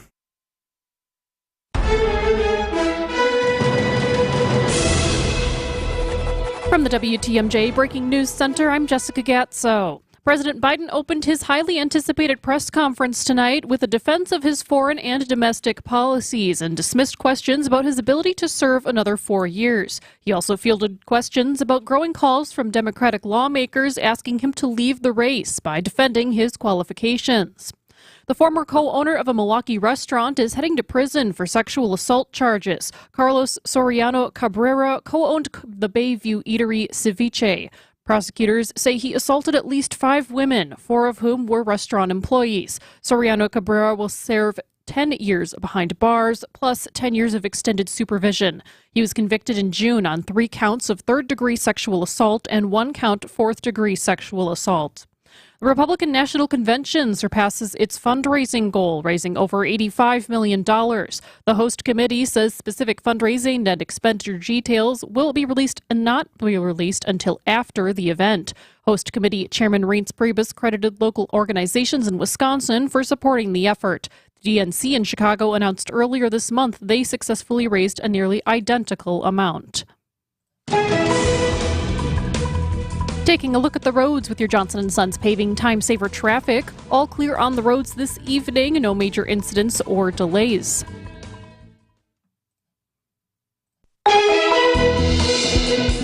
And taking a look at your WTMJ forecast. Tonight we have partly cloudy skies with a chance for fog, a low of 62. On Friday we have mostly sunny and warm, high of 83. Saturday, mostly sunny, very warm and humid. A chance for thunderstorms later in the day, a high of 88. Right now in Madison, it's 80 degrees. In Green Bay, it's 77. In Waukesha, it's 75. And in Milwaukee, it's 73 degrees. I'm Jessica Gatso, Siding Unlimited. WTMJ News Time is 7:31. At my company, we're always looking for people who are passionate and ready to work. But it's not always easy. It's time to broaden our horizons. In Wisconsin, about 600,000 people with disabilities are ready and able to work. People that just need you to believe in them and say yes. And once you say yes, Thinkability Wisconsin will be there, providing transition and workforce support to help shape a better future for all. It all starts when you say yes. Join the movement at thinkabilitywi.org. We live the summer of 21. The Milwaukee Bucks are NBA champions. Bucks in 6 from Bucks Plus Audio takes you back to the Bucks championship run in 2021. Milwaukee, we did it, baby. We did it. Today on Bucks in 6, Game 2 against the Suns has the Bucks leaving MKE without a win. Giannis at the foul line. Bumps off, fades, shoots, and is good. Caught, rim, and drops. Bucks again, cut it to 6. Find Bucks in 6 on bucks.com/plus, the Bucks app, and wherever you get your podcasts.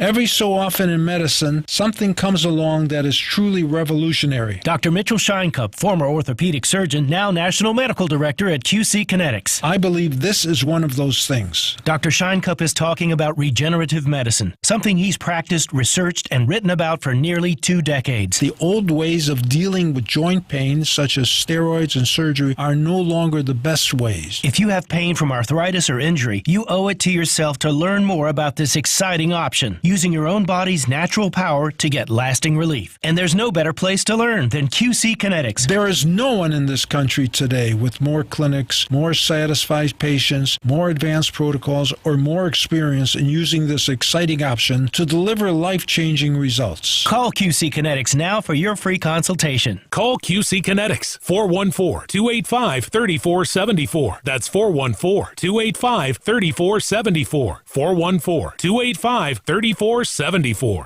It was a sobering headline. Social Security to run short by 2035. A possible 17% reduction in benefits. At Annex Wealth Management, we feel that Social Security is only one leg of the retirement stool, but it provides needed balance. It's time to stress test your retirement plan and move forward with guidance from the fee-only fiduciaries at Annex. Do it for you, your family, your legacy. Investment, retirement, tax, and estate planning. It only takes a few minutes to get the ball rolling. Head to annexwealth.com. Click the Get Started button. Don't let a cold, sinus infection, or allergies ruin your day. Breathe easier, sleep better, and feel healthier with Navage. Visit Navage.com, Walmart, Walgreens, CVS, or a store near you. Welcome back to What's on Tap on WTMJ.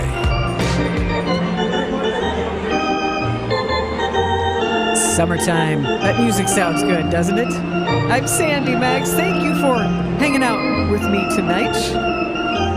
Our show got a little jumbled with the presidential press conference, so some of my best laid plans of bringing you some conversations turned around a bit, but we're still going to talk about Major League, the Milwaukee movie filmed in a hot summer of 1988 and released in springtime, April 7th of 1989, and really has become one of the most beloved sports films ever. And the reason that it came to mind for me was, thanks to Milwaukee Film, next Friday, July 19th, at the Oriental Theater, Major League on the big screen. It's part of a Milwaukee Film series that they're focusing on sports in honor of the Olympics. They're including Major League, which I think, how can you not? And it's a great reason to rally around and see a snapshot of what Milwaukee looked like at that time. But it was a really, really big deal when the movie was filmed here. I mean, you know, it's always fun to have some excitement and buzz. We're about to get that with the convention next week. But it was a special time, and I got a special person to share his memories. Please introduce yourself. My name is Gene Miller. I'm a recovering radio personality. And I was around in 1988 when all this stuff happily hit the fan. What was your role in Major League in the movie? Bob and I, Bob Reitman, that is, and the rest of the station, we were asked by the producers to help with getting fans to turn out to be extras at County Stadium. Those evenings when they were doing the actual shots, they had to keep the people there, because if you've ever been in a Hollywood production or any production where there's film involved, there's a lot of dead time, blocking, lighting, all this kind of happy stuff, and it's not fun to just sit there and rot in the seats, especially when they wouldn't feed you a beer to boot. And so you had to keep the fans there with free CDs and other gimmies, and I know they showed videos on the scoreboard in between when they could, and anything to keep the house that they had, because again, you know, they needed that ambiance, and Milwaukee did turn out big time. Well, filming is a lot of hurry up and wait, and funny that you talk about being entertaining in those real long downtimes when they're setting up the lighting and all that sort of thing, because remember when Mr. 3000 was at Miller Park, that was one of my nights. I got to entertain people for, and that 8 hours can be really long when you're like, okay, now let's do some karaoke. It's Paradise by the Dashboard Lights. Who can sing? You know? Exactly. And you start to get a little squirrely after a while, too, because you're sleep deprived, you're working out of your regular schedule, and yeah, you know, people talk about the glamour of Hollywood and showbiz, and my very, very, very small taste showed me that it's a job. It's a real job, and, you know, extras don't get trailers and their own butlers and their own staff and their own craft services the way the stars do. You're just a grunt. You don't even get paid, and you're there for the glory of hoping that you're going to see yourself on a big screen for a couple, 3 seconds, and that's your check at the end of the day. And you know what? It's kind of cool. But it is a real kick. I mean, did you see yourself on screen? No, we never were on camera for anything or ever a part of a shot. We never made it on screen, Bob or I. Other people became stars in their own unique way. I mean, there's one guy I was reading about that was in the background scene at the end of the movie, spoiler alert, when Renee Russo stands up in the stands after Cleveland wins the big game, and she shows Behringer that, you know, she's not engaged anymore. Her hand doesn't have the engagement ring. There's a beer vendor standing behind her with a rack of beers. He's got this big goofy grin on his face, and I guess he became like a local celebrity just for that 3 seconds of fame. But that is the magic. But even if you don't see yourself on screen, how can you be disappointed when you get to see Bob Uecker as Harry Doyle? You know, of all the good things in that movie, I can't think of a better bit of forethought than to make sure that A, you got Bob Uecker to do that part, and B, let him be himself. I can't imagine the stuff that wound up on the cutting room floor that didn't make the cut, because everything that falls out of Uecker's mouth is gold. It's just a matter of which ones you're going to keep and save. To let him just be unloosed like that, to say what he wanted to say, do what he wanted to do. Who knew baseball? Who knows baseball better than Bob Uecker? Bob was a megastar. He was already on Mr. Belvedere. He was already doing network baseball. He was such an obvious choice at the time, but yet we knew that Bob Uecker existed that really knew the game too. So it came time for Harry Doyle to really sound the role of a big league announcer. Considering you and Bob Reitman were one of the biggest morning shows ever in Milwaukee and on the Top 40 station in the summer of 1988, when they were filming, I know I heard rumors. I had just started at Marquette, and I was hearing rumors of Charlie Sheen ripping and running in sports cars overnight, downtown. What were some of the rumors that you heard from listeners or from the actual movie makers themselves at that time? A lot of that kind of stuff, yeah. We saw so-and-so here at this hotel. We saw them setting up, on this side of town. We know now after the fact that, they did do scenes at Gritz's Pizzazz up in Brown Deer, no longer in existence. There was a mansion that they shot at, or at least a big house on, I think it was Lake Drive in Whitefish Bay, that they did a scene where Corbin Burnson's character lived in the big house. I think that's what they used for that scene. So, yeah, there were a lot of celebrity sightings, alleged brushes with greatness by various people.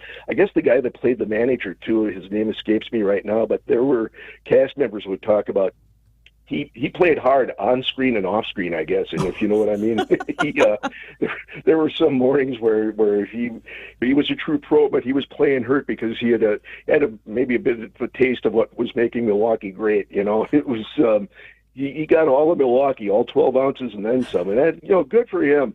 He only had like 9 lines, I think, in the movie when you think about it. But again, each one was golden, and there's maybe one of them that we could see on the air. The rest are all. What do you think Major League means to Milwaukee now, even 35 years later? Yeah, I think it holds up really well, for one thing. Sports movies don't usually do that, but I think in the pantheon of great baseball films, it's certainly top 5, if not, top 1 or 2, at least in my personal playbook. It's probably between Bull Durham and Major League.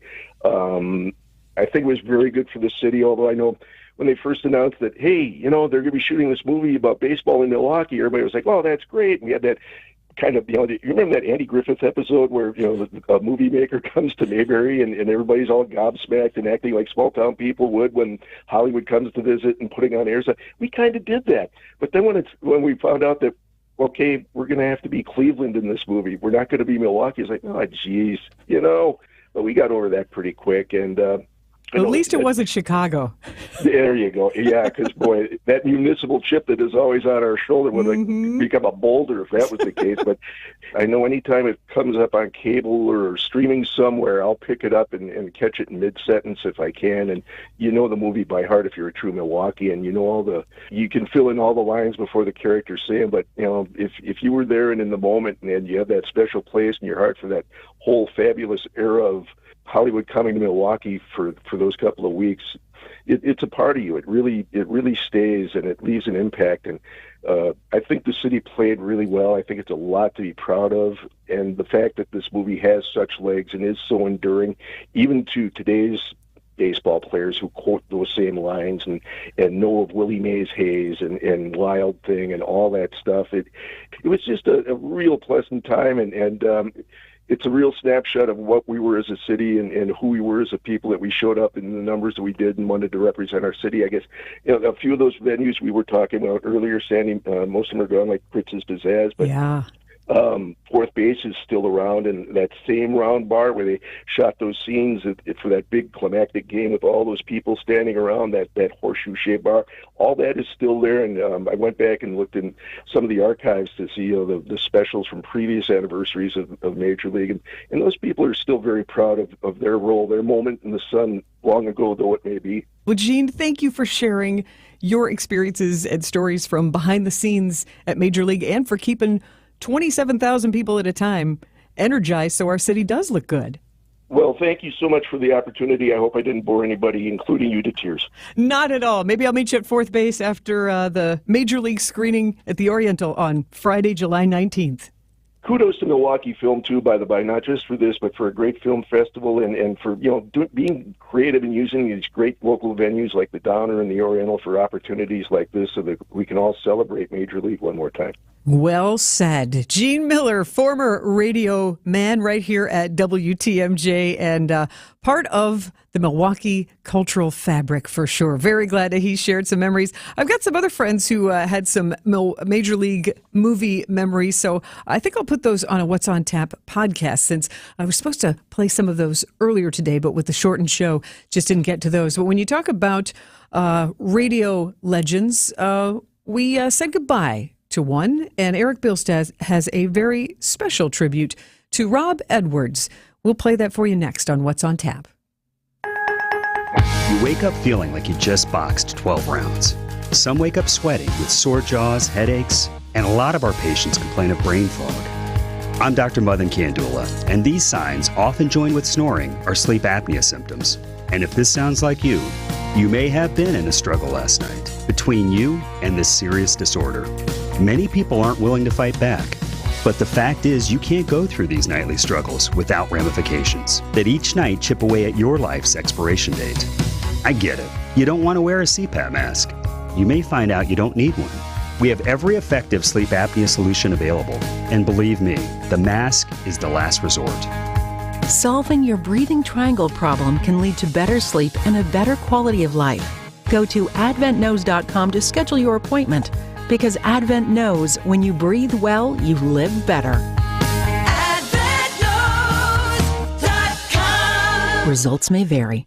One of the biggest staples of summer is back. It's Cream Puffapalooza. It's the best way to get your cream puff fix ahead of the Wisconsin State Fair. You don't even have to wait till the end of the month. It's Cream Puffapalooza. It's back. Registration opens on Monday. Stay tuned right here to WTMJ or go to WTMJ.com for more details. The new fractured boulders we now have in stock are really nice. They're squarer and more rectangular in shape, and they're great for building dry-laid retaining walls. They're much easier to deal with, lock together nicely, and you get less gaps. No wet mortar needed. And we've stocked a multitude of colors. You can use them as an accent item to add character to your dry river or creek beds, too. Erickson's Landscape Supply.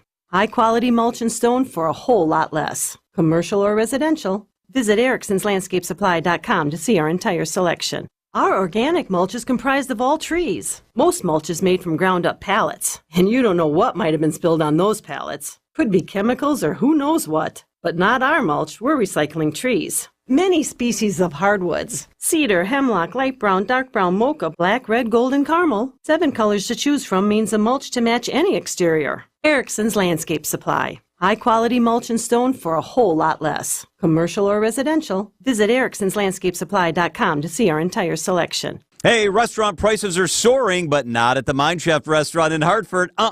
WTMJ's John Mercure here. Every Thursday when you buy one pizza, you get a second pizza for free. So don't even think about turning that oven on today. Enjoy a free pizza at the Mine Shaft. Buy one pizza, get one free. Buy 5, get 5 free pizzas. Any size, any quantity. Hey, coaches, bring in your soccer and baseball team today for free pizza. Your players will love that huge game room. It's super affordable. Team bonding, it's great stuff. Bring in pizza today for your hardworking employees. Order now, pick up your free pizza shortly. They're going to appreciate you. Don't cook, take your family to the cool and comfortable Mine Shaft for free pizza. The Mine Shaft, it's right there in beautiful downtown Hartford and in Oshkosh. Buy one pizza today. Get one free. Just walk on in. It's big food. It's big fun. It's big value. And the Friday fish fry is all you can eat. Just $6.99. Wow. MineshaftRestaurant.com. You're listening to What's on Tap with Sandy Max on WTMJ. Baseball vibe in the air. Brewers Weekly is coming up shortly, but we were talking with Gene Miller, if you just missed him, sharing his Major League movie memories and talking about spending time at County Stadium, getting fans riled up to be extras in that movie. But he also had some very, very kind words to say in my chat with him about Rob Edwards, a name that you know and a voice you certainly know, especially if you're a Milwaukee Brewers fan and a WTMJ fan. Rob Edwards unfortunately passed away last month, and his memorial was just yesterday, and lots of people gathered and remembering what an impact and really what a kind gentleman Rob Edwards was. Milwaukee Brewers public address announcer and longtime host on WTMJ Radio. And our own Eric Bilstead got a chance to sit down with Rob about 10 years ago and ask him about his job as Brewers PA. Ladies and gentlemen, he's the voice of Miller Park. The catcher, number 20, Jonathan Lucroy. Brewers public address announcer Rob Edwards. You can't go to a game and not hear him. Number 4, Hot Dog. So you've been doing this for a while now. Yeah, I think I have. This is my 16th year of doing this, and I got to tell you, it's like People say, well, you've got a job with the Brewers, don't you? I say, no, I have fun at every ball game. It's not a job to me. I love what I do. What's the most challenging part that maybe you weren't even expecting? Busy. There's a lot of different things going on during a ball game that I'm involved with. It's also during the game that to see a little bit more than a baseball game. Like the ever-popular sausage race, of course. Hot dog, number 4 in the lead. Here comes Italian, and it looks like Bratwurst is hanging in there. You call a mean sausage race. I'm impressed. That's not easy. Not everyone can call a sausage race like you do. Well, and you know what? I like to spice it up a little differently every now and then. And Italian cheated. Because they're bumping and jostling, and you never know when one's going to take a header or a face plant. It's just... How many times do you get recognized because of your voice? Every once in a while, a dad walking out after a ball game with his 2 or 3 little kids will say, hey, you're Rob Edwards. You're the guy who announces the batters. Can you do Ryan Braun for us? Ryan Braun! Now, when you get a name for the first time, like when Ryan Braun first came up or when someone else first comes up, do you think about the voice for a while or think about how you're going to inflect certain parts of that name? You know, you do, and some of them just come naturally because the name is rhythmic. Ricky Weeks! In some cases, I find myself over the past 16 years going into my shower in the morning if I've got a game coming up later in the day or in the evening and thinking, hey, this guy's new. How am I going to call his name? And you kind of experiment. Rob has witnessed a lot. He's seen dramatic comebacks, an all-star game, postseason clinchers. Coming to a Brewers game every day turns out to be, along with the grandkids, the highlight of the day. I just absolutely love it. Well, we need you saying World Series Game 1 or something. We need to hear that this year at Miller Park. That's essential, right? You think so? I do too. World Series 2014. That'll work. Anything else you want me to say? I think I could come up with something. Third baseman Eric Billstead. You just made my day. Aw, that is Eric Billstead spending time with Rob Edwards, legendary Milwaukee Brewers public address announcer and longtime host here on WTMJ Radio and lots of other radio experience. A man who had a wonderful family, really made an impact with his warmth, his kindness, classy man. I call him a true gentleman. And my boyfriend got to work with Rob Edwards a lot, and he said it very well, kind of succinctly. He said there were good ones. Rob was great. Thanks for everything, Rob Edwards. How to make the most of your weekend, next on What's on Tap. It's like playing baseball in the house. Mom, Dad broke the window. Without the risk of... Again. That. Every Thursday at 8:40, play virtual baseball on Wisconsin's Morning News. Step up to the virtual plate and test your mettle against the best. Swing and a drive to right. It's virtual baseball, presented by Siding Unlimited. Only played here on WTMJ. It's the best thing that's ever happened to me. I'm Sandy Max at WTMJ, and that is a quote from Lola, my friend who decided to move into independent living at 3 Pillars in beautiful Lake Country. Imagine how good it would feel to do some research and go, you know what? It's the right thing. And they say life is just getting started at 3 Pillars. It's true, nestled in a safe, serene setting, 300 nature-filled acres to stroll and enjoy, plenty of activities. You could socialize as much as you want or as little as you want. What more can you ask for in retirement? A lifestyle the way you want it. And what more could you want for your parents and loved ones? Get more info on the incredible opportunities to live at the top-rated senior living community in the state. 3pillars.org.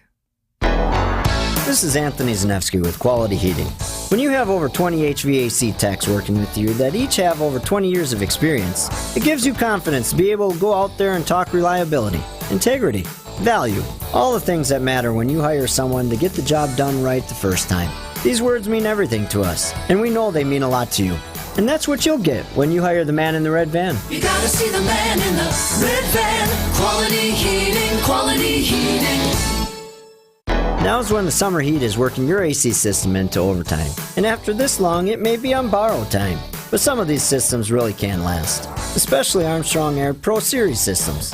When your AC system says its final goodbye, think of the man in the red van and the over 60 years of experience that Quality Heating brings to your home. To get your new Armstrong Air Pro Series AC system installed right and right away. You gotta see the man in the red van. Quality Heating, Quality Heating. There's an amazing supper club in Wisconsin Dells, Ish Nala. Nestled among the pines and perched above the sandstone bluffs of Mirror Lake. The beauty, the history, the service, the food, the fun. Hi, this is Bob Prosser, owner of Ishnala Supper Club in Wisconsin Dells. I've been a part of Ishnala since 1973, and I am so proud to continue the tradition that began in 1953. Why not enjoy a brandy old-fashioned in one of our bars, each with a spectacular view overlooking Mirror Lake, or just relax before or after dinner on one of our outdoor decks. Our Ishnala chefs have prepared your favorites: 24-ounce ribeye, cold water lobster tails, North Atlantic salmon, and of course, Ishnala's roast duck. Thank you for making Ishnala Wisconsin's favorite supper club, where the only thing we overlook is Mirror Lake. I'm Bob Prosser, and I want to serve you. It's Christmas in July at St. Vincent de Paul thrift stores. Get sale discounts store-wide all month long. What a great time to shop for all of your Christmas needs. Get your holiday decor and so much more, along with all the great bargains we always have for you. It's Christmas in July at St. Vincent de Paul thrift stores on Highway 100 in Layton and Greenfield, 23rd in Lincoln, and 76th and Bradley Road in Milwaukee. Ooh, you're gonna love it, St. Vincent de Paul. This is What's on Tap with Sandy Max. A little French music to get you in the mood for Bastille Days. And shout out to everybody who's on their way to run the Bastille. Storming it tonight at 9 o'clock. That's where you'll see a lot of people running right in the middle of the street having fun. And remember, it's Sunday at Bastille Days is Indogcision. It's the pet adoption and voter registration event that Comedy Central's The Daily Show is putting on. And hey, you might meet some Daily Show news team members, and we're going to post the Zoom chat that I had with The Daily Show's Michael Costa on our WTMJ YouTube channel tomorrow, since some of it got cut off because of the presidential press conference. And then this weekend, you can also go to Hodag Days for your country music fix. And remember, Peter Jest, the owner of Shank Hall, who now has written a very fun book about how he got Shank Hall started. He's having a book signing party at Shank Hall Saturday night. And producer Matt Yezel, you're doing something for the first time this weekend. Yes, going to Alpine Valley Music Theater for the first time to see Noah Kahn. Can't wait. Oh, that's going to be energetic. You're going to have fun. I can't wait to hear your Alpine experience, because I think it's evolved over the decades. Yes. But Noah Kahn was the it guy at Summerfest last summer. I was there. Yeah, it was a big deal. Well done. All the way back towards the U.S. Cellular sign. It was crazy. Well, I wish you a great musical experience, and thank you for listening. You can catch up on all the What's on Tap podcasts at WTMJ.com. Brewers Weekly is next after news on WTMJ. Hurry in and save big at Menards. Owens Corning architectural shingles are designed to offer long-lasting performance while providing ultimate protection. They have a limited lifetime warranty and up to a 130 miles per hour wind warranty. Choose from over 40 options designed to protect your home. Save big on shingles at Menards. #1 in customer satisfaction among home improvement retailers, according to J.D. Power. For more information, visit jdpower.com/awards. Save big money at Menards. As you age, you start noticing pain in your joints that didn't used to be there. But you don't have to live in pain. When joint pain becomes a reality, schedule your free pain evaluation with Rejuvenex. We'll find where your pain lives and inject powerful, FDA-approved medicines that reduce inflammation and pain, while improving mobility in hips, shoulders, elbows, and knees, with some patients experiencing relief for greater than 2 years before repeating the process. While treatments like stem cells can cost close to $10,000 per joint, at Rejuvenex, the cost for your injection can be as low as $65, and almost all major insurance plans cover our treatments, so you may not have to pay anything at all. Call us now to schedule your free pain evaluation, because I'm pretty sure we can help you. This is Richard Salinas, registered nurse with Rejuvenex Arthritis Clinics, where we can alleviate your pain and rejuvenate your life. Alleviate your pain, rejuvenate your life. Go to rejuvenex.com to request your free pain evaluation. The pulse of the Milwaukee Bucks, straight from a Bucks legend. Can't get it off. Marcus Johnson will, though. Can't leave him alone for a call. Tap into Your District with Marcus Johnson on Bucks Plus. Marcus and his son Chris offer a weekly beat on